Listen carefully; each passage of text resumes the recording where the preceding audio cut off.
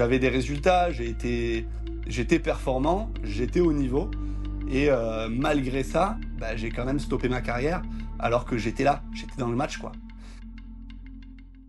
Hola tout le monde, bienvenue dans ce 11e épisode de Mot pour Mot, un épisode particulier, un épisode important et surtout un honneur en fait pour moi pour cet épisode-là puisque je reçois quelqu'un qui partage ou qui a partagé la même passion que moi, à savoir le vélo, mais qui a un parcours ultra inspirant et très intéressant parce que il va nous en parler. Il y a énormément de prises de décision, de choix à faire. Je reçois aujourd'hui un ex-cycliste professionnel qui n'a pas fait que ça dans sa vie et qui va nous le raconter, mais c'est Loïc Chetou. Salut Loïc.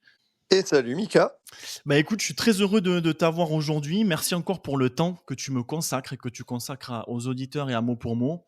Alors Loïc, comme je t'ai dit, l'objectif il est très simple, hein, découvrir un petit peu qui tu es et forcément par où t'es passé pour Ouais. arriver là où tu en es maintenant. Est-ce que pour lancer cet épisode, Loïc, tu peux déjà te présenter? Où est-ce que tu habites maintenant? Où est-ce que tu es né? Qu'est-ce que tu fais dans la vie? Tout ça. Bah, bonjour à tous. Je m'appelle Loïc Chetou, j'ai 32 ans. Je vis à Mouguer, dans cette magnifique petite bourgade du Pays Basque, collée à Bayonne. Je suis né à Chambéry, voilà, et je suis arrivé au Pays Basque à l'âge de 3 ans. Et j'ai pas vraiment bougé depuis là. Petite incartade du côté de Toulouse, que tu Mhm. dois très certainement bien connaître, vu ton accent. Et, et puis, non, je suis au Pays basque et je me considère basque, ayant toujours connu que cette magnifique région, ce beau pays qu'est le Pays basque. C'est là où tu as vécu les plus beaux moments de ta vie, le Pays Basque. C'est pour ça que tu as toujours voulu y rester. Oui, bah écoute, j'y ai grandi jusqu'à mes 17 ans. Bon, j'ai grandi dans un petit village, d'abord à Hurt, sur les Mhm. bords de l'Adour, jusqu'à mes 14 ans. Ensuite, donc la vie de village, hein, on connaît. Oui. Les BMX, les copains, les champs de boss faits à la pelle, des journées passées dehors, la forêt et compagnie. Ouais. Et puis à l'âge de 14 ans, je me suis dirigé vers Bayonne avec mes parents. Donc on a Ok. déménagé à la ville. Ok. Mais j'y suis pas resté bien longtemps au final parce qu'après j'ai intégré assez vite le Krebs de Toulouse à l'âge de 17 ans. Et c'est à partir D'accord. de là que j'ai passé 6 années à Toulouse, donc le Krebs, puis je m'y suis installé un petit peu après en étant coureur avec mon ex-compagne. Mhm. Et voilà. Et au moment où je suis passé professionnel, je suis revenu au Pays Basque Mhm. sur mes terres parce que clairement on y est bien, on y vit bien, il fait bon vivre.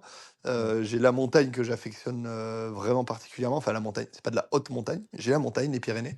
Mhm. Et j'ai l'océan aussi, donc voilà, j'ai tout à proximité, la tranquillité.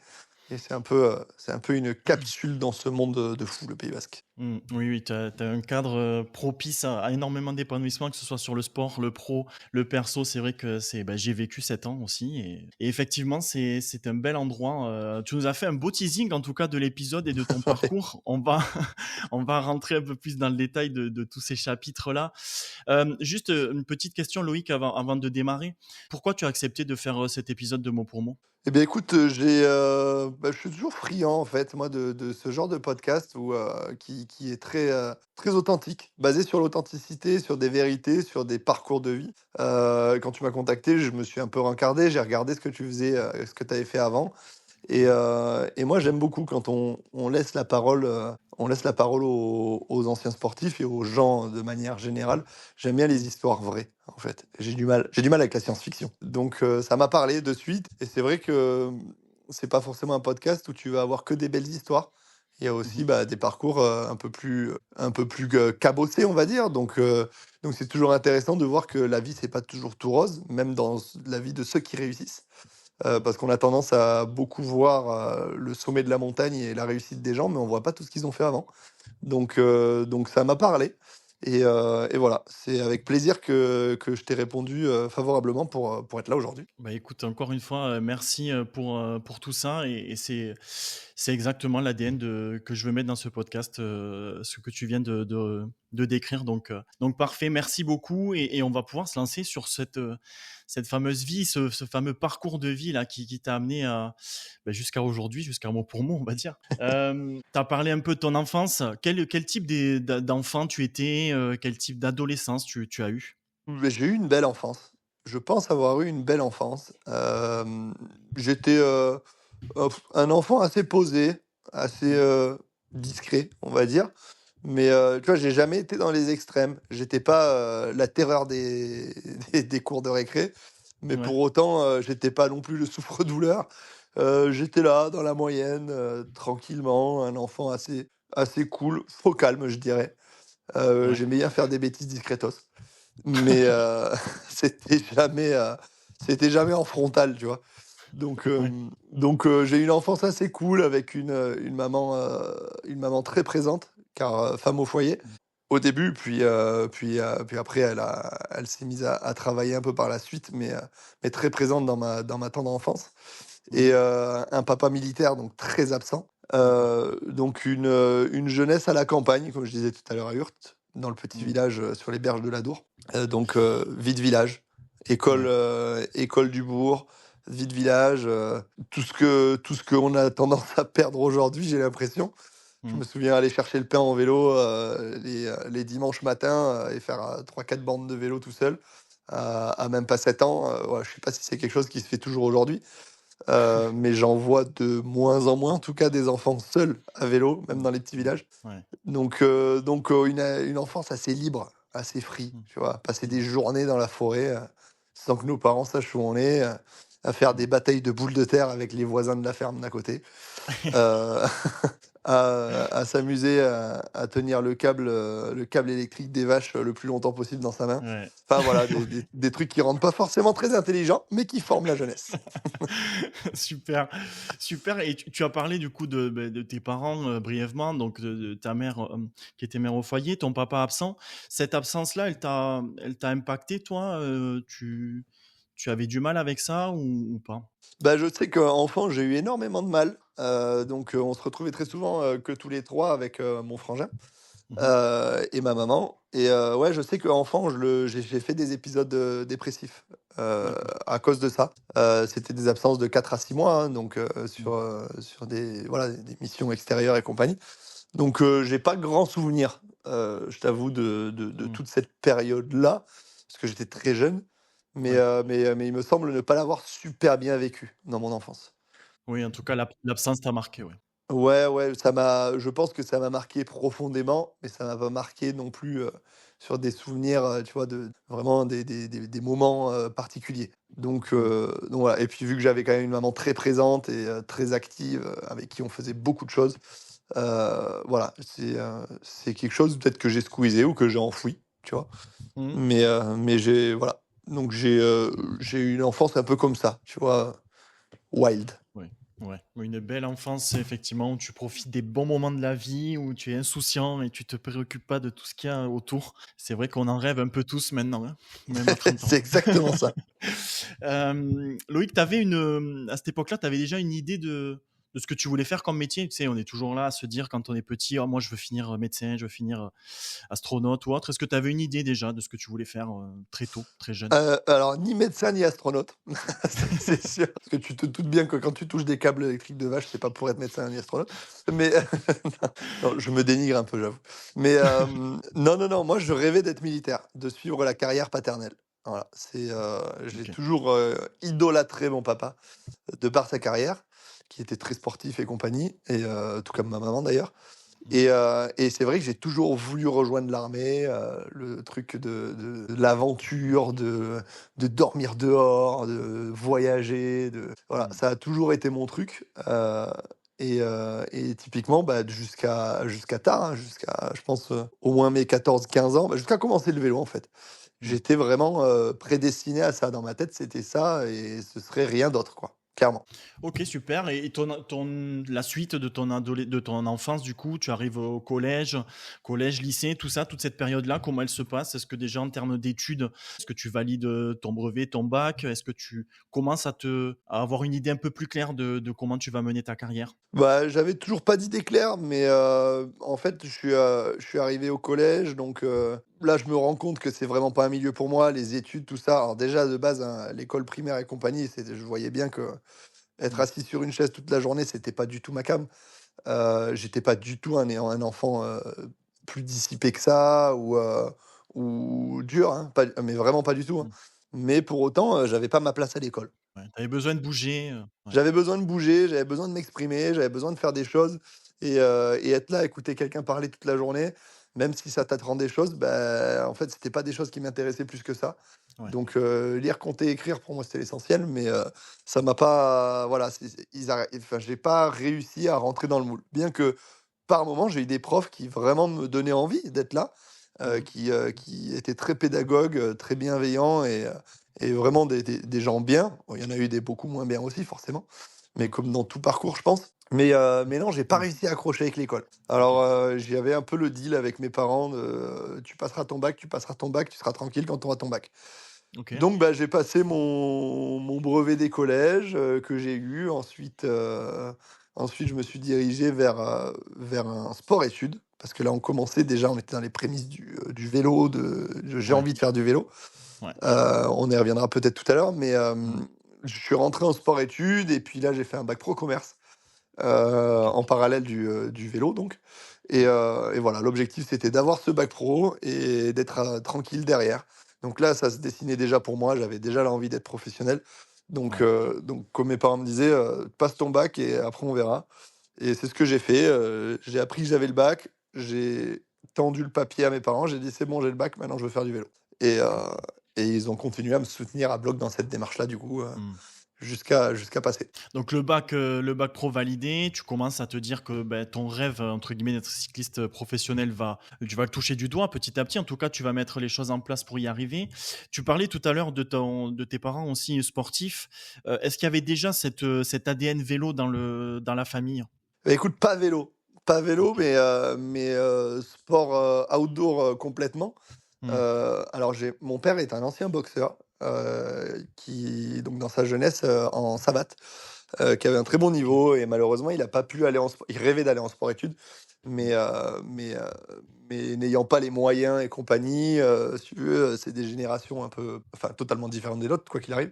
Oui. Bah, il n'a pas pu vivre son rêve jusqu'au bout. Il s'est engagé à l'armée à 18 ans en rentrant dans les chasseurs alpins, tu vois? Donc Ouais. Ok. l'air de la montagne, il est devenu moniteur de haute montagne, bah, de par sa carrière Hmm. et donc le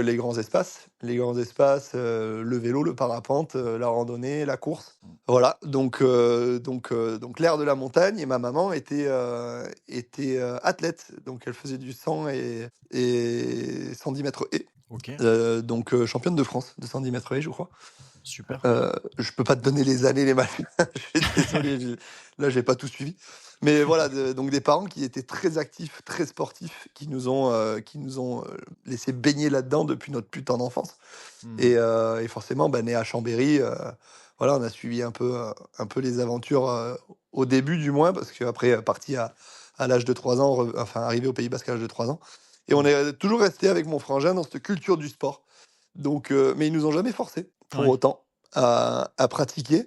Moi, j'ai toujours été demandeur d'aller courir avec mon père, avec ma mère, avec mon frère, voilà. Bien qu'à chaque fois, c'était: «Mais tu trop petit, tu pourras pas faire les 3 kilomètres, les machins». Si, Hmm. si, si, si, donc bon, bref. Et du coup, voilà, on a toujours été à fond sport, sport, sport mais pour autant jamais inscrit dans des clubs. Donc, je Ouais. bataillais chaque année: «Bah, qu'est-ce que j'ai envie de faire? Je sais pas. Quoi? Qu'est-ce?» Et puis de fil en aiguille, tu te diriges vers quelque chose avec les rencontres à droite à gauche et voilà. Mais on a Et on a une grosse génétique de sportifs dans la ouais. famille, ouais, clairement. Oui, c'est clair, c'est clair. Ce que tu disais, et effectivement, vu tout ce que tu viens de décrire, il y a une grosse base là-dedans. Et le vélo, en fait, il arrive comment dans ta vie, du coup, à toi? Alors écoute, tu es dans un village, tu fais tout à vélo, forcément. Hmm. Si tu veux te déplacer, aller voir les copains le week-end et tout ça, dans le village, aller faire des bêtises, un peu partout, bah, tu es obligé d'être en vélo. Donc mon frère faisait du BMX à l'époque. Le champ de boss, derrière la salle polyvalente, le machin, le truc, tu vois le Ouais. mood.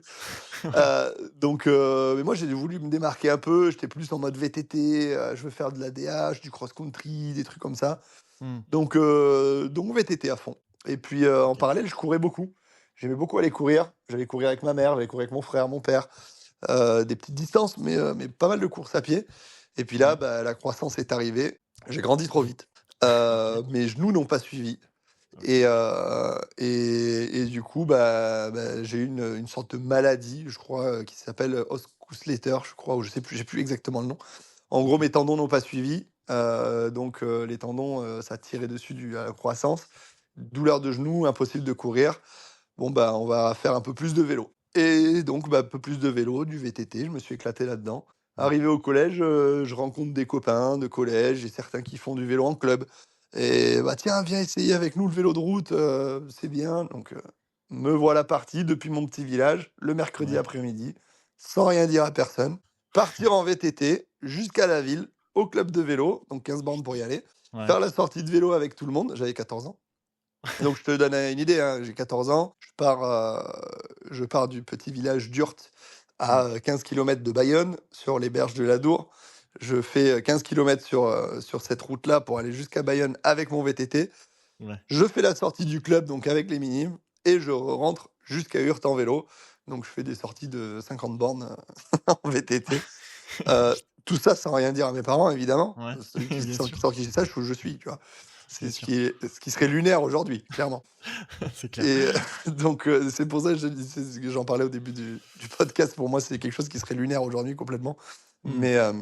Mais voilà, et j'y prends goût et je me rends compte qu'en fait, je suis pas si mal. Et dans le club, on me Ouais. dit: «Bah, faudrait que tu viennes plus souvent», donc j'y vais, 1 fois, 2 fois, 3 fois. Je commence à en parler à ma mère. «Oui, oui, OK, bah, cool», et là, le club me prête un vélo de route. Et en me prêtant un vélo de route, bah, voilà, je suis un peu piqué par le truc, Ouais. et moi voilà, pris dans l'engrenage, du cyclisme et du col en moulant, quoi. Et ouais, voilà, c'est ça exactement et du coup, là, c'est à ce moment-là où en fait, bah, tu vas mettre le pied, sur le vélo de route, le monde professionnel, qui commence gentiment à s'ouvrir à toi et tu vas en fait te dire que ton rêve est accessible et réalisable. Ouais, c'est ça. Bah, première course, tu te rends compte que tu vas bien. Enfin, tout est passé super vite, en fait. J'ai Ouais. l'impression que c'était hier presque. Tu fais, les entraînements et puis là, tu dis: «Ah, mais il y a des courses, on t'emmène, si tu veux, ce week-end en course». Bon, bah, d'accord, le Grand Prix de la casquette en tôle, je sais pas où, minime, tour d'1 kilomètre, 30 tours, 30 kilomètres, allez, c'est parti.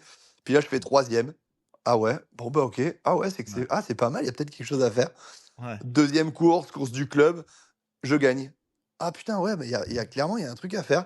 Et là, bah, c'est là que je rencontre mon Thierry Elissal, qui est mon mentor aujourd'hui, hein, enfin, qui a été mon mentor toute ma carrière et qui l'est toujours aujourd'hui. C'est un peu mon deuxième papa qui est dans la voiture, qui suit la course et qui là me prend sous son aile, et au final, c'est lui qui va me guider tout au long de ma carrière, enfin par la suite, quoi. Donc voilà, je me suis mis dedans et c'est là, petit à petit, que les nuages se sont dissipés, j'ai découvert des choses et ça m'a donné envie d'aller plus loin, plus loin, plus loin à chaque fois. Et forcément, bah, du coup, après ces premières victoires, tu es repéré comme tu viens de le dire, tu es suivi. Mais à un moment donné, il va quand même falloir dire à tes parents, bah, du coup, que tu veux viser, le monde professionnel et cette décision-là, comment tu arrives à signer ce premier contrat et à te lancer dans une équipe, officiellement? Écoute, en fait, mes parents, ils m'ont très vite accompagné dans cette démarche parce qu'ils ont vu que c'était un truc qui me plaisait et que j'étais à fond dedans. Mmh. Et ça, je pense que c'est essentiel de le dire et de le répéter aux gens aujourd'hui. Je pense que quand tu as un enfant qui est pas à l'aise dans des domaines, tu vois? Moi, j'étais pas à l'école et tout, j'aimais pas ça. J'ai mis du temps un peu à trouver ma voie, mais dès que je l'ai trouvée, enfin, j'ai voulu vraiment m'investir dedans, et je pense que c'est important d'aller Mmh. épauler Mmh. justement ces enfants là-dedans et de les pousser à s'éclater dans ce qu'ils aiment. Alors pas de Mmh. les pousser de manière à les pourrir quand ils réussissent pas, parce que je pense que ça, c'est plus que malsain. Mmh. Mais pour autant, les accompagner, je pense que c'est ultra important, et moi, si mes parents ne m'avaient pas accompagné autant, je pense pas que j'aurais fait la carrière que j'ai faite derrière. Donc très vite, ils se sont pris au jeu, ils se sont dit: «Ah bah, c'est cool, il a l'air de s'éclater là-dedans», et eux, ils aimaient suivre aussi. Après, Mmh. forcément, tu as ton enfant qui quitte pas la place de le podium de tous les week-ends, parce qu'au final, en minime, je gagnais presque tous les week-ends, où j'étais toujours sur le podium, toujours dans cette dynamique-là. Ouais. bah, forcément, c'est grisant. Je pense aussi pour les parents de voir que ton enfant réussit là-dedans, donc ça aide. Après, j'ai toujours eu la tête sur les épaules et tout le monde m'a permis enfin, mon entourage m'a permis de garder la tête sur les épaules et Ouais. de ne jamais me voir arriver, tu vois? Il y avait toujours des leçons, il y avait toujours des trucs. Alors, je pouvais gagner, mais pour autant, ouais, mais tu vois, il y a ça qui a pas été, il faut mieux faire ça, ci, ça. Et du coup, ça m'a permis de rester, à ma place, tu vois? Oui. Donc mes parents m'ont vachement accompagné là-dedans. Thierry Lissalde était déjà là, très présent, m'a suivi énormément et Ouais. c'est lui qui m'a permis d'intégrer, par la suite, l'équipe, Naturgas Energia qui n'existe plus aujourd'hui, qui était l'équipe réserve de Euskaltel, donc OK. la fameuse équipe Euskaltel, donc à Du Pays Bilbao, basque. Ouais. au Pays basque, ouais. Donc quand je suis passé espoir, c'est là où on se dit: «Bon, ben, on rentre dans des équipes de division nationale, française, là où c'est structuré, là où, on te file un pactage avec tes tenues, avec ton vélo, avec ton machin». Mmh. Là, ça commence à se professionnaliser clairement Ouais, et ouais. ben, sous les conseils de mon entourage, ben, je me suis déra j'ai dit: «Non», en fait. J'ai dit: «Bah, moi, je vais pas aller en France. Je vais pas rester en France, même si j'ai des propositions dans des belles DN. Je pars en Espagne parce que c'est déjà la réserve d'une équipe pro et Mmh. puis, et je veux voir autre chose. Une autre mentalité, une autre approche et on va essayer de monter comme ça». Donc un Donc, premier choix à faire à ce moment-là ou refuser, des équipes françaises ou du moins de rester ici ouais. et prendre cette décision, peut-être contre, l'avis de certains, mais en tout cas de l'assumer et de partir, chez Euskaltel et au Pays basque. Ah oui, clairement, parce qu'à cette époque-là, je suis déjà en sport-études à Toulouse, pensionnaire en sport-études à Toulouse. J'ai des équipes comme, Blagnac qui me proposent, donc, la facilité, hein, le club, Mmh. est dans le coin. J'ai l'Entente Sud Gascogne de l'époque.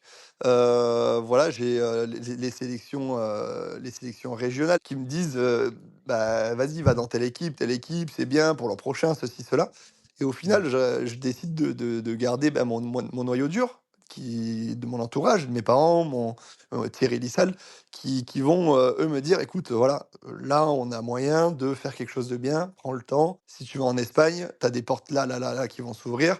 Si tu restes Mmh. en France, la concurrence n'est pas la même. On a plus tendance à essorer les mecs. Tu le métier totalement différemment. Alors je dis pas que c'est la mauvaise école, hein, parce L'école. qu'on le voit, hein, le Ouais. cyclisme français se porte très bien Mmh. et je pense qu'on sort les meilleurs coureurs, mondiaux, des DN françaises, hein, clairement. Mmh. Donc c'est pas un mal non plus. Mais, Mmh.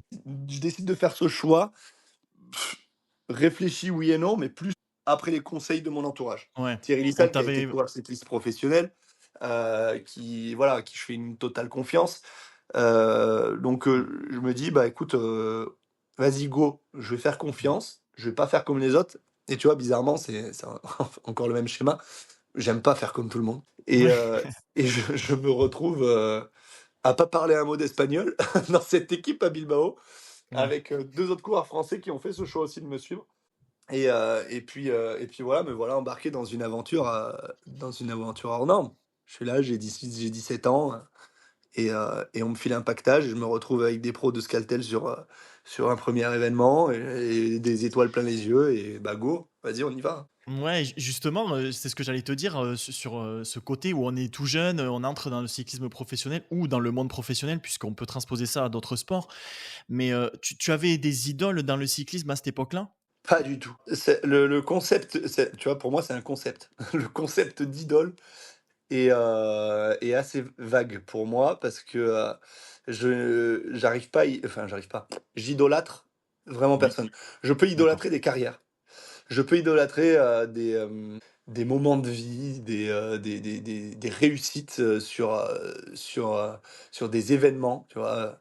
Je peux chialer devant ma télé en voyant un mec, gagner une course, peu importe, ce que c'est, peu importe, voilà, une nana, championne, olympique ou quoi. Ça peut Ouais. me faire chialer devant ma télé, tu vois? Mais pour autant, si je croise cette personne, je vais être plein de respect pour elle, mais je n'arriverai pas à la mettre, sur un piédestal au-dessus de moi, tu vois? En me disant, «Waouh, j'aimerais être toi». Ouais. Je En général, OK. quand je dis: «J'aimerais être toi», je le dis à mon pote, et ami, Quentin Plaché, tu vois? Pour me Ah. moquer un peu de lui, qui est coureur à la Groupama FDJ et je lui dis: «Ouais, j'aimerais Ouais. tellement être toi, tellement t'es beau sur ton vélo».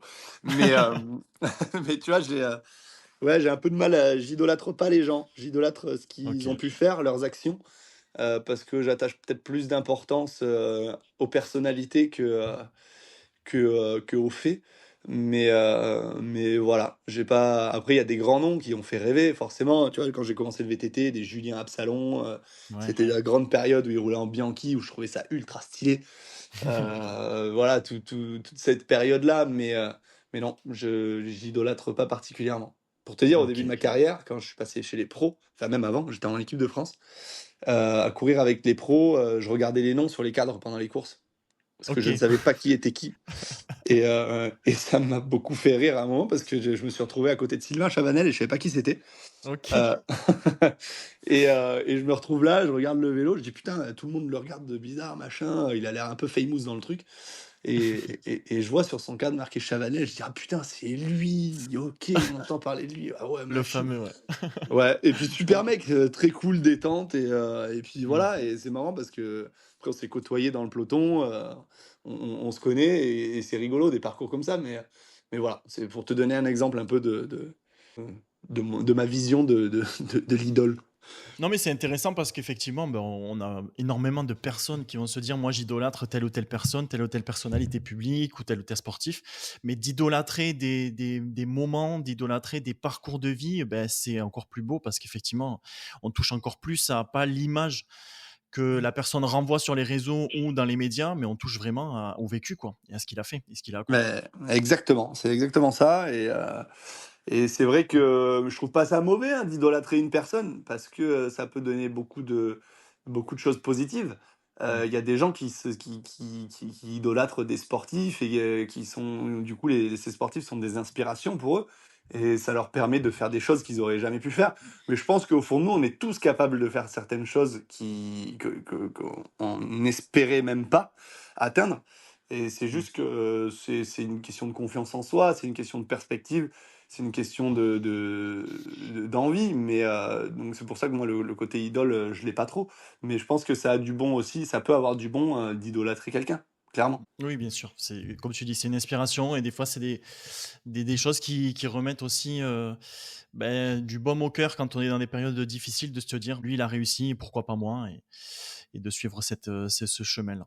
C'est exactement ça. Euh, Loïc, du coup, tu rentres dans le monde professionnel à ce moment-là.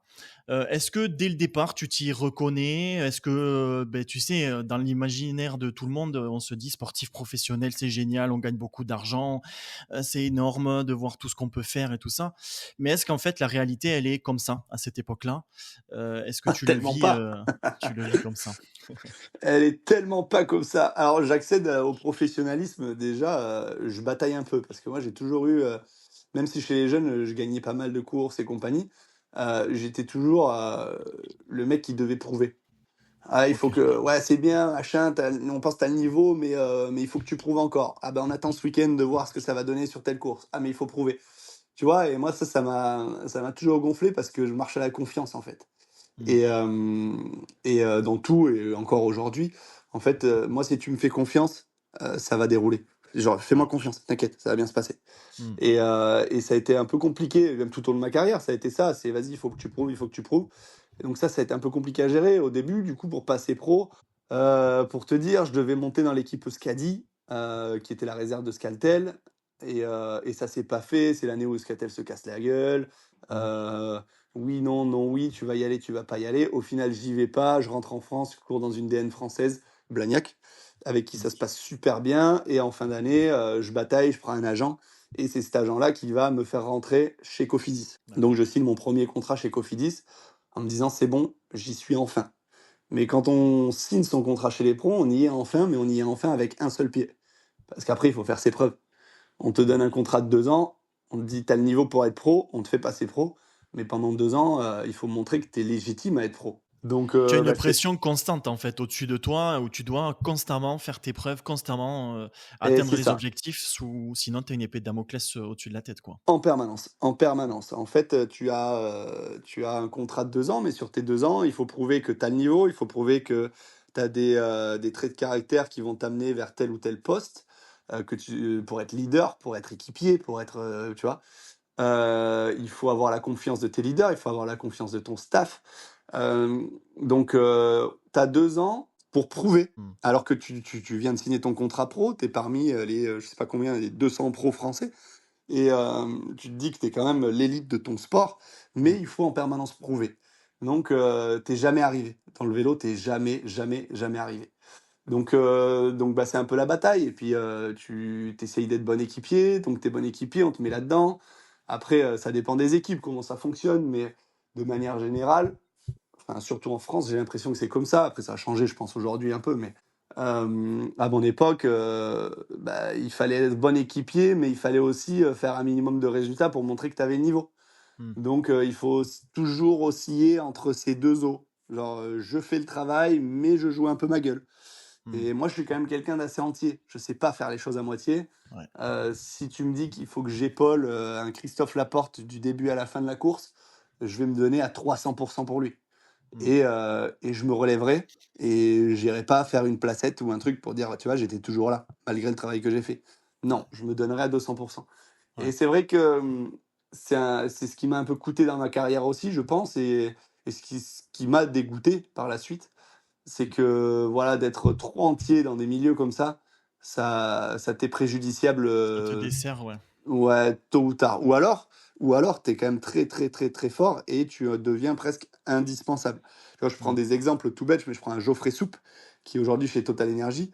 C'est un mec qui devrait être leader, en fait. Qui devrait être leader et gagner 5-6 courses par an minimum. Parce qu'il a des capacités dingues. Mais c'est un gars qui donne tellement de sa personne pour les autres, qui est tellement entier, qui va tellement se sacrifier pour ses leaders, qui se met toujours en retrait. Mm. Mais tellement il est bon, bah, il fait une magnifique carrière. Et ça s'est vu dernièrement, il a gagné une étape et tout ça. Enfin, il fait une super belle carrière. Mm. Après, selon moi, il a les capacités pour gagner plus de courses, mais voilà. Et moi, j'avais peut-être pas autant de niveau qu'un Geoffrey Soupe. Mm. Et, euh, et du coup, bah, mon entièreté a fini aussi par me perdre, quelque part. D'être Mm. trop gentil sur des trucs, forcément, c'est des mondes de requins, c'est le sport. Il faut Ouais. prouver, il faut être le meilleur. Même si t'es équipier, il faut quand même être le meilleur. Et moi, marcher sur la gueule des autres, au bout d'un moment, en fait, ça me correspond plus, quoi. Enfin, Ouais. c'est pas... Je suis pas là pour dénigrer les autres. Je suis là Mm. pour tracer ma route, et voilà. Donc Oui, c'est des mondes un peu ingrats, et je te dis, moi je marche à la confiance. Voilà. mm. Oui, en fait, il y a vraiment comme tu disais, ce monde un peu de requin, mais forcément, la compétition, le succès, même quand on le vit de l'intérieur, hein, en mode professionnel, sportif professionnel, forcément, il y a des sacrifices à faire, il y a un résultat à aller chercher, et pour atteindre ce résultat-là, des fois, il faut mettre, entre guillemets, ses valeurs de côté. Et toi, tu as senti qu'il y avait déjà une première rupture à un moment donné où tu t'es plus entier. Et ça va avoir un impact pour la suite de ta carrière. Tu vas nous en parler un peu après. Ce côté où tu parles de la pression constante de résultats, de prouver ce contrat de 2 ans parmi lequel tu dois forcément être au niveau pour pas être évincé de l'équipe. Tu penses que ça t'a abîmé mentalement un peu cette pression constamment? Ouais, je pense que ça m'a abîmé. Ouais. Je pense Ouais. que ça m'a forgé, ça c'est sûr, parce que c'est des écoles de vie qui sont incroyables. C'est des choses que très peu de monde, que très peu de personnes connaîtront dans leur vie. Donc c'est quelque chose de très formateur, mais qui abîme aussi. La balance, enfin la frontière est mince entre tout ça. Mais, Mm. mais enfin, je suis l'homme que je suis aujourd'hui grâce à tout ça, clairement. Ouais. Ça m'a abîmé dans mon envie, dans ma passion du cyclisme, dans ma légèreté, clairement. Mais ça m'a apporté tellement de l'autre côté que je regrette rien, clairement. Je ne regrette strictement rien de ma carrière, de mes décisions. Aujourd'hui, j'en suis entièrement satisfait et même honoré d'avoir fait ce que j'ai fait. Ça n'a pas été toujours le cas parce que on en parlera peut-être après, mais quand tu arrêtes ta carrière, voilà, tu te fais des bilans, des trucs. Mais aujourd'hui, moi, je suis ravi d'avoir fait tous les sacrifices que j'ai eu à faire, de ne pas aller faire Noël en famille, de rester là pour aller rouler, de passer, de faire attention à tout ce que tu manges, de pas sortir, de ne pas avoir vraiment, tu sais, cette jeunesse où tu vas faire la Mm. teuf, tu fais des jobs étudiants d'été, Mm. tu te retrouves à faire les saisons peut-être. Enfin voilà, Mm. j'ai pas eu tout ça, mais je le regrette pas. parce que je me suis bien rattrapé aujourd'hui. Mais, mais clairement, pour rien au monde, j'échange ma vie avec la vie d'un autre jeune et une autre adolescence avec quelqu'un d'autre. Ouais. Ça a été plus que formateur. C'est énormément de sacrifices, mais tu apprends énormément sur toi, sur tes valeurs, sur ton entourage et sur ta ligne de vie, sur Mmh. ce que tu veux dans la vie, en fait. Je pense qu'aujourd'hui, c'est plus facile pour quelqu'un qui est passé par le haut niveau ou des jobs très intenses comme ça, de prendre des décisions pour sa vie que quelqu'un qui a fait un cursus très classique, sorti d'études, boulot, horaire, métro, boulot, dodo, Ouais. famille, enfant, maison, et que tu vois câblé à 40 ans après, clairement. Mmh. Mmh. Donc, je dénigre pas ce format-là, hein, Bien sûr. mais pour autant, voilà, je pense que la vie que j'ai pu mener m'a fait grandir très, très vite. Très, très vite. Et tu réussis quand même, enfin, avant de parler de l'après-carrière et des décisions qui vont avec et de la remise en question peut-être aussi, tu réussis dans ce monde professionnel. Alors, je ne sais pas si tu avais vraiment un but final que tu n'as peut-être pas atteint, mais en tout cas, là, tu gagnes des courses aussi en pro, tu figures sur des podiums, tu participes à la Vuelta, donc le Tour d'Espagne aussi. Tout ça, avant que la carrière s'arrête, c'était quand même du bonheur. Mais carrément, carrément, parce que clairement, je suis dans une dynamique où je vis de ma passion. Ça marche, je fais beaucoup d'efforts, beaucoup de sacrifices et ça marche. Mm. J'arrive à accrocher des podiums, je me retrouve, oui, sur la Vuelta, je me retrouve sur des Paris-Roubaix, sur le Tour des Flandres. Je me dis, waouh, je suis là, quoi. Je suis parmi l'élite de mon sport. Ouais. Donc c'est grisant, c'est valorisant. Tu signes des autographes tous les jours, tu as des journalistes une fois par semaine au téléphone, les gens, quand tu donnes ton nom à l'accueil de je sais pas quoi, disent: «Ah mais c'est vous le cycliste?» «Ah oui, c'est moi le cycliste». Enfin, tu vois, c'est quelque chose qui te ouais, qui te met en valeur, qui fait plaisir. Alors après, Ouais. chacun le gère différemment. Il y en a qui aiment pas du tout ça, il y en a qui en surjouent. Il y en a qui, voilà, qui vont prendre le melon, d'autres non. Enfin, moi, je Mm. pense pas que ça ait été mon cas, mais bon, bref. C'est On le des confirme. ouais, ouais, je sais pas, mais bon, écoute, tant mieux, bon, ça me va très bien. Mais ouais, c'est quelque chose de valorisant et ça fait rêver. Ça fait rêver, j'ai passé des très bons moments, je me suis fait des copains et des amis que j'ai encore aujourd'hui.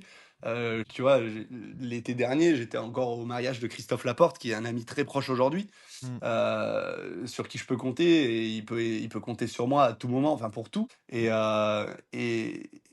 tu vois, ça fait des belles rencontres, ça fait des beaux moments. Et je me dis que ouais, j'ai vécu quand même quelque chose d'extraordinaire. Là où j'ai toujours gardé une petite amertume au fond de moi, c'est sur ce manque de confiance parce que qui apporté par les équipes et par le peloton en général, où j'avais des résultats, j'étais performant, j'étais au niveau, et malgré ça, bah, j'ai quand même stoppé ma carrière alors que j'étais là, j'étais dans le match, quoi. Ouais. Mais ça a été un mal pour un bien. Tu vois, on va en parler après, mais ça a été un mal pour un bien. Ça m'a permis aussi de me rendre compte de beaucoup d'autres choses. Tu vois, de me rendre compte qu'en fait, j'étais sur la brèche du burn-out depuis un moment, que tout n'était pas tout rose et que voilà, j'avais peut-être aussi fait le tour de la question. Mais physiquement, j'étais dans le match. T'étais J'étais là, ouais. clairement dans le match. Christophe Laporte me réclamait, il voulait que je reste dans son train. Tu Je vois, précise juste, Loïc, je te coupe. Christophe Laporte, puisque tu en parles souvent pour les non-initiés au cyclisme. Christophe Laporte, qui est cycliste professionnel dans une des plus grandes équipes mondiales, la Visma Lease Bike, à l'heure actuelle, et qui est champion d'Europe, qui a été champion d'Europe il y a quelques années. Donc, sportif aussi, effectivement, un cycliste professionnel de très haut niveau. ouais, ça Juste reste pour un. recadrer. C'est un des 5 meilleurs coureurs français, aujourd'hui, hein, victoire sur le Tour, victoire, enfin voilà, il a gagné énormément de belles courses. Mm. Donc c'est un grand nom du vélo aujourd'hui et clairement, voilà, c'est quelqu'un avec qui je suis resté très proche parce que, on est pareil, on est authentiques tous les 2. C'est juste que, bon, lui, il avait une jambe de plus, hein, visiblement, mais donc ça lui a permis aussi d'aller là où il est aujourd'hui et compagnie. Mais c'est quelqu'un de très authentique, très vrai Ouais. et avec qui on partage de belles valeurs. Donc, heu, donc clairement, j'ai vécu de magnifiques moments dans le vélo et là où je garde ma petite amertume, c'est que physiquement, j'étais dans le game Ouais. et j'aurais pu continuer, Mais je pense que ça m'a aussi montré que mentalement, bah, j'y étais plus vraiment en fait. Ouais, J'étais ouais. plus à ma place, j'étais plus dans mon monde, j'étais plus en phase avec moi-même sur l'humain, sur la façon de fonctionner d'une équipe pro, du milieu professionnel et tout ça. Donc voilà, pour ça, un mal pour un bien. OK. On va parcourir, cette après-carrière. Je voulais juste revenir sur, la popularité.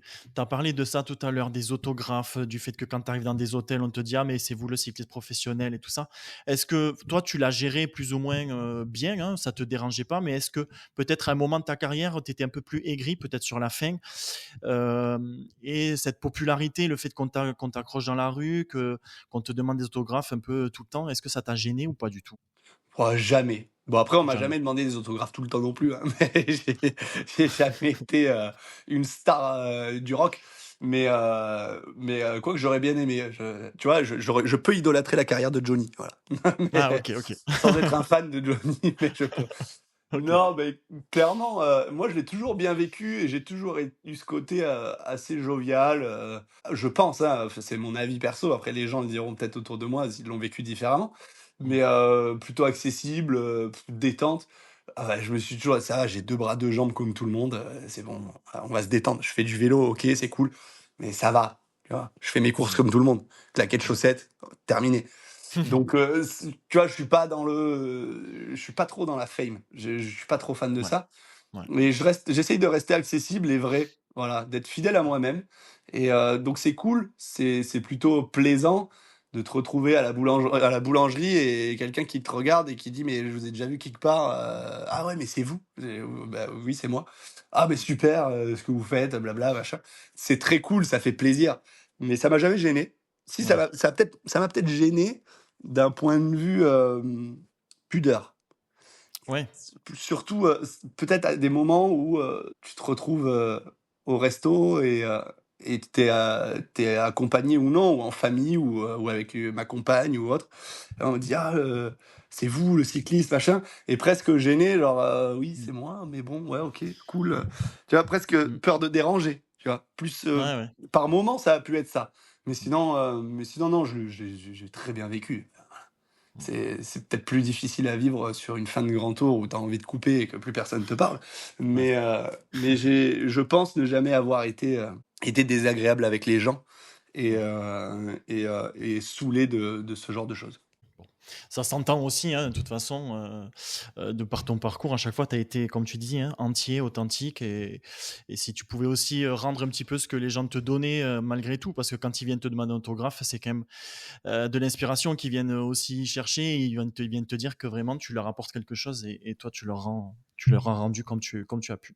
Loïc, du coup, on arrive sur cette fin de carrière professionnelle où tu en as parlé un petit peu. À quel moment tu sens que ça va plus et que, il y a quelque chose doit changer? Bah, en fait, je le sens sans le sentir. Donc je suis sur une fin de saison, championnat de France. Normalement, c'est là que tu re-signes un peu quand tu es sûr, voilà, de rester dans l'équipe ou de trouver une équipe. Et là, on me dit, «Ouais, on n'est pas sûr, mais bon, t'inquiète, on veut te garder, c'est cool, mais voilà, on attend un peu, OK, on t'attend, le Tour de France passe. Moi, je suis pas sur le Tour, de toute façon, donc je fais mon mois de juillet, tranquillement, mais tu sais que, tu vois, je sens, j'ai certaines facultés, tu vois, à sentir un peu les gens, à sentir un peu les choses Mmh. et je sens que c'est pas comme d'habitude quand même. On Ouais, te dit: «Oui, oui, mais t'inquiète, mais attends». Mais je garde une sérénité d'un côté parce que, j'ai le son de cloche de mes leaders qui me disent: «Mais, nous, le taf, il est trop bien fait, on veut que tu restes avec nous», tu vois? Un Christophe, un machin, qui vont me ouais. dire: «Ben, moi, je veux te garder dans mon train», j'en parle au manager, enfin, voilà, on s'entend trop bien, tu roules trop bien, le boulot est super bien fait, terminé. Donc j'ai un peu ce truc qui me dit: «Bon, bah, OK, c'est que c'est cool». Et derrière, j'ai mon staff qui me dit: «Ouais, il faut que tu fasses des résultats, il faut que tu fasses des résultats». Je dis: «Putain, les gars, à un moment donné, on peut pas tout faire». Bon bref, du coup, j'arrive à accrocher un ou 2 résultats, une place de 4 sur l'Arctic Race, qui m'envoie, après sur la Vuelta où je vais accrocher une 10e place, sur Mmh. une étape, enfin voilà. Et ça, c'était l'année OK. avant, je crois, d'arrêter. Et donc voilà, mais la proposition arrive jamais. Donc j'ai une tendance à pas me laisser endormir pour autant. Donc je commence à sonder à droite à gauche, Mmh. quelle équipe, quoi, qu'est-ce qui serait faisable. Bon, au final, ouais, je te rappelle, ouais, je te rappelle. Bon, jamais eu de retour.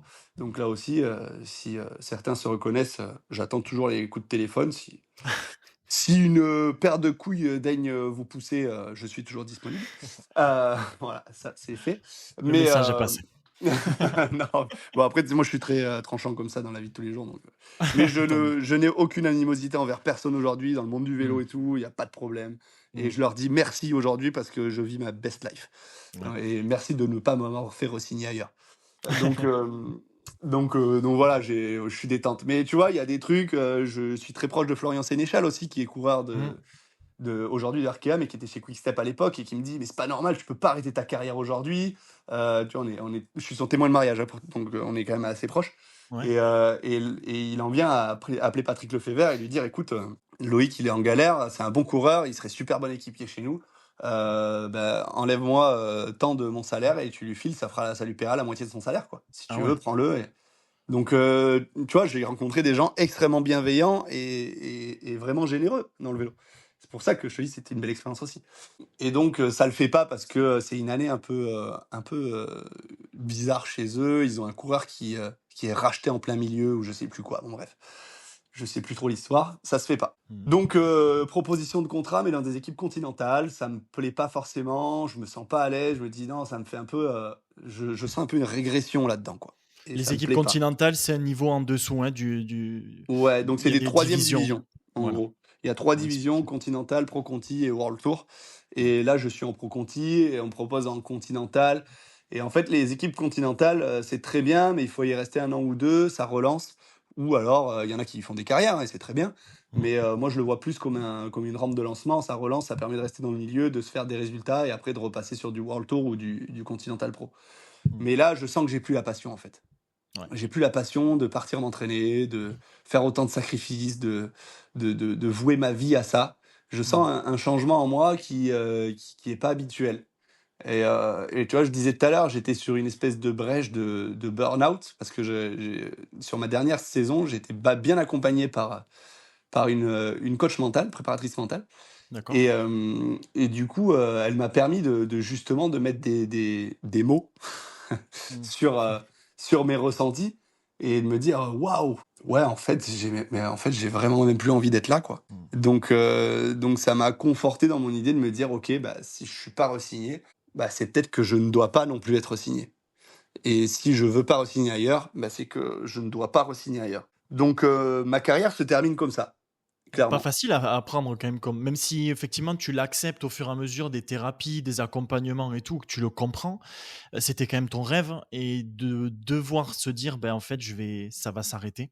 Par ma propre décision aussi, malgré tout, heu, ça doit pas être simple de prendre cette décision et de se dire, «Ça sera plus comme avant», quoi. Non, c'est pas simple parce que tu te dis, d'un côté, j'ai un contrat qui m'attend et je peux faire du vélo. Certes, je serai payé beaucoup moins et je veux pas baisser mon rythme de vie pour autant et je sais ma valeur et ça m'embête de casser mon prix aussi et casser ma valeur. Mmh. D'un autre côté, tu te dis: «Ouais, j'ai fait que ça depuis que j'ai 15 ans. Donc qu'est-ce que je vais faire de ma vie?» J'ai eu un diplôme, mais bon, pour le bac pro commerce, si tu veux, je l'ai fait pour faire plaisir, quoi. Mmh.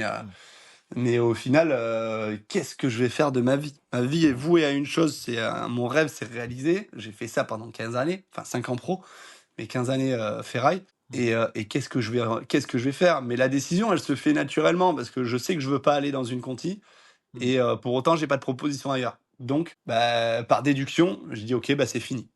Mais tu te retrouves à passer des moments compliqués parce que, ça se fait en fin de saison et en fin de saison, tu as Ouais. l'habitude qu'il y ait plus de vélo après, en Ouais. novembre, en décembre, tu es en coupure. Donc là, oui, ça se termine, tu es en coupure, tout se passe bien. Mais quand la saison commence à reprendre, tu vois les stages à droite à gauche, Et tu y es toi, tu pas. te dis: «Bah, merde, qu'est-ce que je vais faire?» Après, j'ai eu la chance que ce soit l'année covid. L'année Ouais. covid, au final, tu es enfermé, tu peux pas faire grand-chose. Voilà, mais j'ai su rebondir sur pas mal de projets à droite à gauche. Alors je te Mmh. cache pas qu'il y a eu des hauts et des bas, hein. Il y a des Mmh. moments, tu te retrouves, tu es là en ville, tu chiales, tu sais pas pourquoi, hein. Donc Ouais. et tu te dis: «Merde, mais qu'est-ce qui m'arrive?» Ouais, non, en fait, c'est juste que tu es en train de changer de vie, mec, ouais. Mmh. Donc c'est juste des trucs, c'est des passages à passer, des passages un peu difficiles, mais tu sais que c'est pour du mieux. Mmh. Donc je suis parti dans des projets avec des anciens coureurs pro, des amis, hein, aujourd'hui, et Julien Loubet, qui a fait une grosse carrière aussi. On a monté une boîte de location de moto. C'est ce qui m'a permis un peu de me tenir à flot, un projet comme ça pendant le Covid. Et derrière, j'ai Florian Chabal, Oui, bien qui sûr. était présentateur sur Eurosport et qui m'a mis le pied à l'étrier avec la chaîne YouTube GCN en français, donc chaîne qui est dédiée au monde du vélo, et qui m'a dit bah, on veut un deuxième présentateur, ce serait cool de t'avoir à toi, le projet ce serait ça, ça, ça. Et en fait, ça m'a permis de rester un peu dans la lumière et dans le monde du vélo, mais de l'autre côté de la barrière. Donc Exactement, ouais. avec que le plaisir, sans tous les à côté un peu chiants du vélo où il faut faire attention à tout, où tu es jugé, où tu es ceci, où tu es cela. Voilà, je faisais du vélo pour le plaisir, je parlais de vélo, j'apprenais des choses aux gens. Et c'est là que je me suis dit, bon, tu vois, tu as quand même des qualités autres que d'être un coureur cycliste. Et Mmh. tu peux parler face cam, tu as des facilités avec ça, tu peux apprendre des choses aux gens, tu as une certaine pédagogie. Et ça m'a amené à la carrière que j'ai aujourd'hui en étant Mmh. coach. Voilà, ça t'ouvre d'autres perspectives, d'autres portes. Et tu te dis, OK, il y a peut-être une vie après le vélo.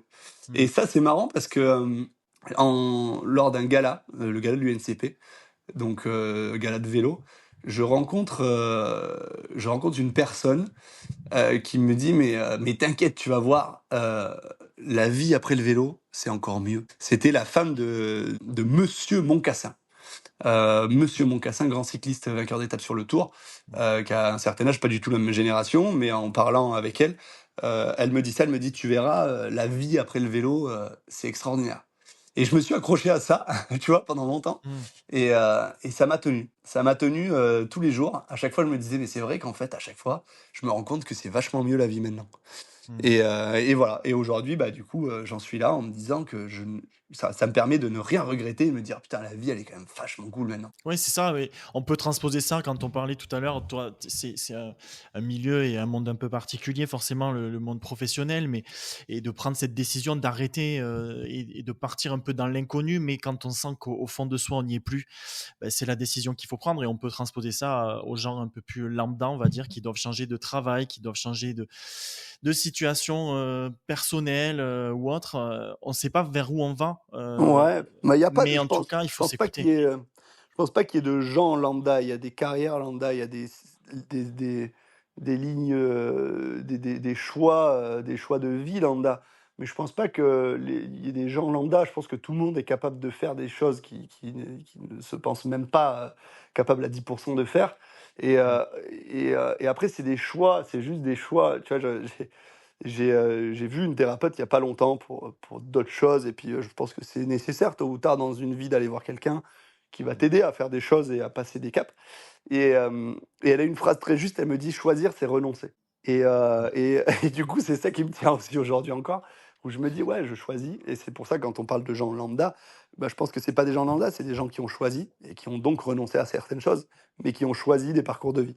Et nous, en tant que sportifs, on a choisi de vivre ces vies-là, très rock'n'roll différentes, et on a renoncé à d'autres. Et ça nous forme et ça nous amène vers des histoires, des choses totalement différentes après par la suite. Et moi, ça m'a aujourd'hui amené là. D'autres personnes, tu vas prendre d'autres coureurs pro, ça les amènera ailleurs, tu vois? Bien sûr. Donc, ouais, lambda, normalité, moi, c'est des mots qui me parlent pas, avec lesquels j'ai beaucoup de mal. Mais, heu, mais, heu, mais écoute, c'est comme ça. Bon, en tout cas, Loïc, tout ça, après cette carrière, ben, il y a forcément un Loïc qui a continué de vivre, qui a rattrapé le temps perdu, comme il a dit sur certains points. Ouais. Mais maintenant, de ce qu'on peut voir, en tout cas, de ce que tu transposes sur les réseaux, et puis ensuite aussi quand on te croise, pour ceux qui ont la chance de te croiser, la moto fait partie de ta vie maintenant. Tu es quand même toujours actif un petit peu sur Instagram, sur les réseaux. Tu gardes un lien avec YouTube aussi, malgré tout.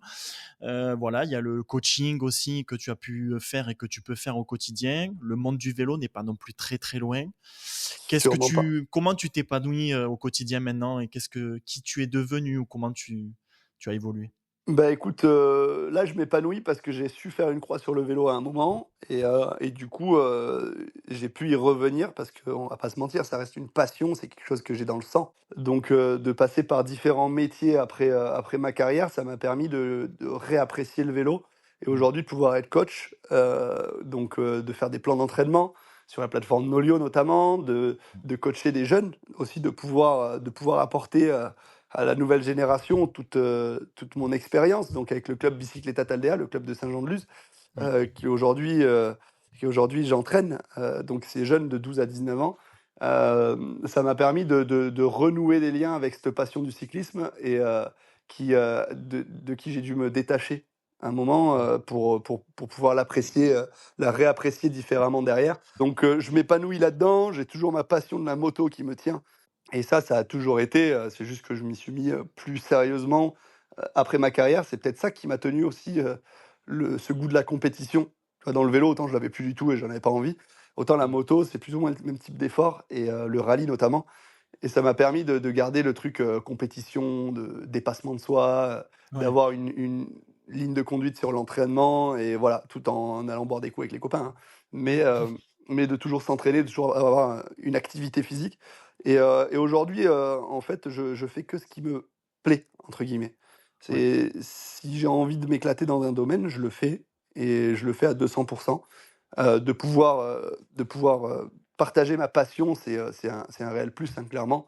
Ça me permet justement de me dire que toutes ces années, passées, entre guillemets, «n'ont pas servi à rien» Elles t'ont et servi à de quelque chose, ouais. et voilà et de pouvoir retransmettre. C'est super, glorifiant de voir que tu entraînes des gamins qui vont gagner des courses le week-end. Tu dis: «OK, bah, aujourd'hui, je ne sers pas à rien», tu vois? Entre guillemets. Mmh. Alors que quand tu arrêtes ta carrière, souvent tu dis: «Je vais servir à rien, qu'est-ce que tu veux que je fasse? Je sais La que peur du pédaler». vide, ouais. Ouais, je sais que pédaler au final. Ben non, tu sais pas que pédaler, en fait. Tu es quelqu'un. Mmh. Avant Mmh. d'être un coureur cycliste ou un sportif ou un maçon, ce que tu veux, bah, tu es une personnalité. Donc tu as des valeurs, tu as des principes, tu as des qualités, des défauts et tu peux apporter d'autres choses. Donc ouais, moi ça me tient pas mal le truc de la transmission. Je donne des Ouais, cours en salle aussi, du style RPM spinning et, ouais. ça m'éclate parce que du coup je côtoie des gens. Tu as remarqué que j'aimais beaucoup parler. Du coup, je peux parler je peux parler avec des gens tout le temps, je m'éclate. Voilà, aujourd'hui le mot c'est ça, c'est, authenticité, plénitude, je m'éclate, je vis en fait. Ouais, Je ouais. vis, sans trop de contraintes. Il faut se mettre des contraintes parce que sinon, enfin, à un moment donné, on est dans un monde qui te permet pas non plus de vivre que d'amour et d'eau fraîche. Mais, mais il faut être, tant que tu es en accord avec tes valeurs, je pense que tu peux que kiffer ta vie en fait. Et Et aujourd'hui, après une année, 2024 très compliquée, ouais, j'ai 2025, je me suis focalisé sur le boulot et sur mes projets et ouais, franchement, tu vois, là, ça fait 1 an que j'ai pas pris de vacances et je te ouais, dis, je kiffe. Voilà. Là, ouais. j'ai installé un truc qui me permet de kiffer ma vie. Et ça, ce côté maintenant où tu es dans le coaching, dans la transmission de ton expérience et tout ça avec, auprès des jeunes, à la bicycletta, tu arrives quand même à leur parler de préparer déjà leur pas leur après-carrière, mais voilà, que ça va pas être tout rose. Tu arrives à leur, transposer un peu, une partie de ce que tu as vécu aussi sur cet aspect? Oui, bah, le sujet est pas forcément plus abordé que ça, avec les très jeunes, du moins. En fait, moi, j'essaye d'avoir surtout le rôle un peu grand frère qui dit attends, attends, Kiki, t'es pas arrivé là encore. Fais Mmh. gaffe, Super. tu vas te casser les dents là si tu fais ça comme ci, ça comme ça, détends-toi, regarde, fais ci comme ça. Là, j'ai un jeune, j'ai le plaisir d'avoir un des jeunes qui va rentrer en sport-études l'année prochaine à Mmh. Bordeaux, Louis Lemarcy qui marche très bien. Donc ça fait plaisir de dire, voilà, quand son père vient me poser des questions ou lui me pose des questions, de lui dire: «Ouais, fais attention à ci, fais attention à ça. Là, tu vois, il faudra que tu gères plus comme ci, plus comme ça». Après, je donne des conseils, il en fera ce qu'il voudra et ça se passera très certainement différemment de ce que moi j'ai vécu, parce que c'est pas non Oui. plus les mêmes générations. Mais, Mmh. mais de pouvoir guider et tout ça, c'est vrai que ça fait, ouais, ça fait plaisir de se dire que, ouais, encore une fois, on sert à quelque chose et on peut guider un peu comme ça cette jeunesse, qui n'est pas totalement perdue. Mais un petit Ouais. peu avec Donc trop de téléphone et trop d'Instagram. Mais bon, mais qui a du potentiel, il faut savoir il la il manager et leur il donner y a envie. du potentiel, ouais. OK Loïc, merci beaucoup. Loïc, avant de conclure l'épisode, dernière petite question en termes de conseils. Si tu devais, «sortir» entre guillemets du cadre forcément du cycliste pro que tu as été et cet ADN que tu as là, quel conseil tu donnerais aux auditeurs pour vivre leur vie en fait pleinement et pour être épanouis, dans leur quotidien? Je t'avoue que j'aime pas trop être dans ce rôle de donneur, entre guillemets, de donneur de leçons, de dire: «Ouais, tu veux réussir ta vie, fais comme ci, fais comme ça» et Mmh. ouais, le conseil, ce serait de en fait, le conseil, c'est juste d'être soi-même, en fait. Mmh. Être soi-même, être en accord avec ses valeurs et ce qu'on veut véhiculer et ce qu'on veut pour nous dans notre vie. Se poser les bonnes questions au bon moment, souvent, elles arrivent tardivement ou on s'en rend compte trop tard. Enfin, c'est jamais trop tard, mais on s'en rend compte tardivement. Et juste, posez-vous enfin, faut se poser les bonnes questions. Posez-vous les bonnes questions. Qu'est-ce qui vous fait vraiment vibrer dans la vie? C'est quoi votre moteur, quoi? Qu'est-ce qui Ouais. fait avancer? Et une fois que vous avez trouvé ces choses-là, une fois que vous avez posé des mots sur vos valeurs, sur vos envies, sur vos passions, sur vos plaisirs, sur ce que vous voulez laisser de vous dans ce monde-là, foncez. Faut pas à un moment donné, il faut foncer parce que personne va vous prendre par la main et vous dire: «Tiens, le chemin, c'est par là». Même si par moment, c'est des gens qui vont vous aider dans la vie et c'est souvent des gens qui vous mettent le pied à l'étrier, mais une fois qu'on a le pied à l'étrier, c'est à nous de faire l'effort de monter sur le Mmh. cheval. Donc en fait, il faut s'entourer des bonnes personnes, avoir les bons conseils à droite à gauche, ne pas se précipiter, mais pour autant, se faire confiance. Se faire confiance totalement et go, quoi. Mais encore une fois, moi, je suis pas le gourou, j'ai pas la science infuse, j'ai pas le truc exact, il faut que ça se passe comme ça si tu veux réussir, machin. Et puis j'ai pas envie de donner non plus des leçons de vie aux gens. On a tous nos vies, on a tous nos histoires, on a tous nos parcours Mmh. différents qui nous amènent à des choix totalement différents.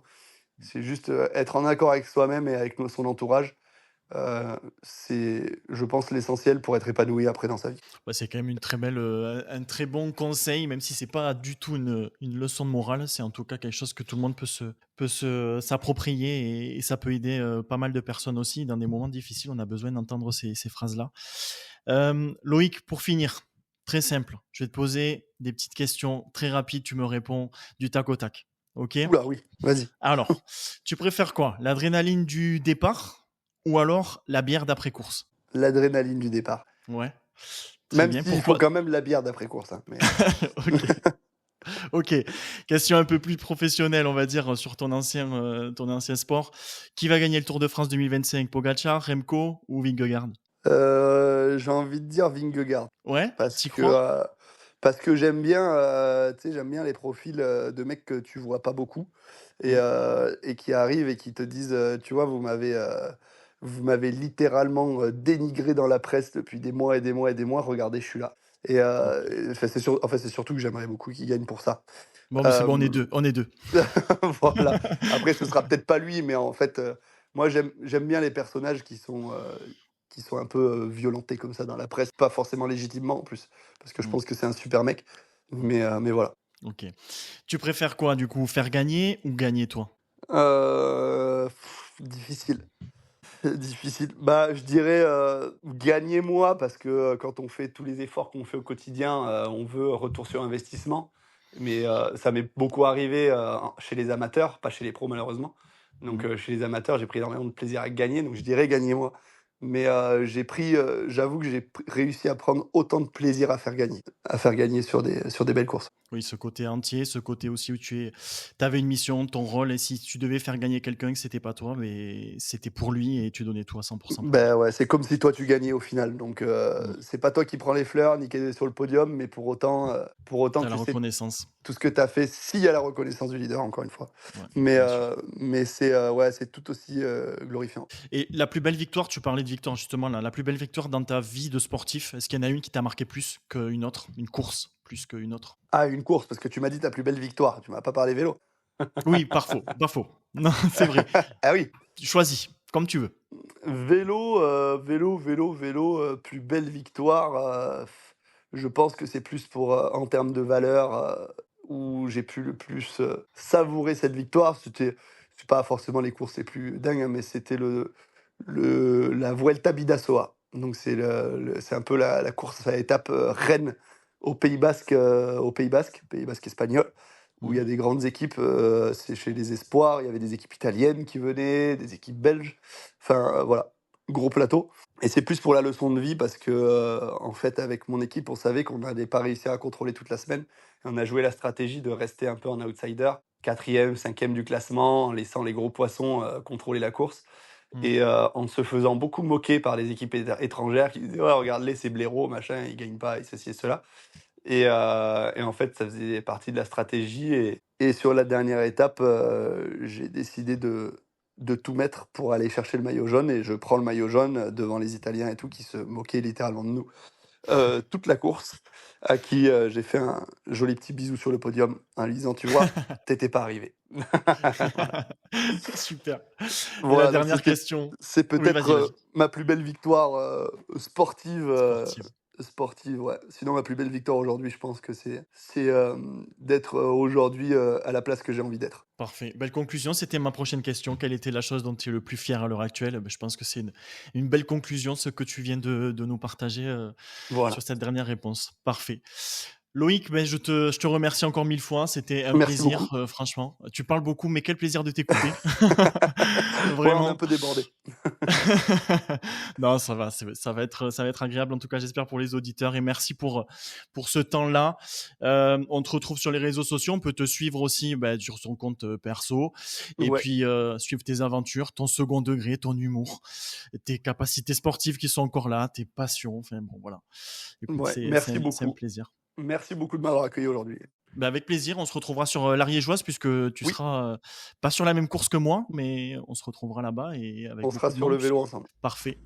Merci Loïc. Merci à toi, très bonne continuation. À très Allez, on vite. se retrouve dans 2 semaines pour un nouvel épisode. Merci Loïc et à très vite. Merci, salut.